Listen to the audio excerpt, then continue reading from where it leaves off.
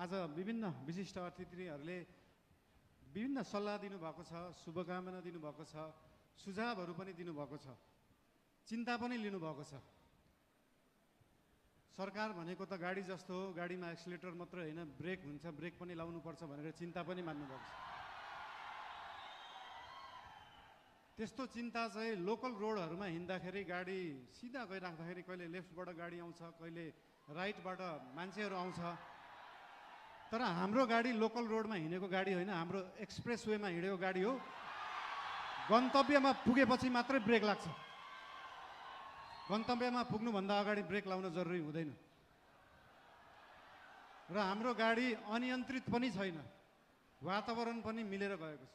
त्यही भएर हाम्रो पार्टीप्रति, हाम्रो सरकारप्रति जुन चिन्ता लिनुभएको छ त्यसको लागि धेरै धेरै धन्यवाद पनि दिन चाहन्छु। चिन्ता लिनु राम्रो कुरा हो।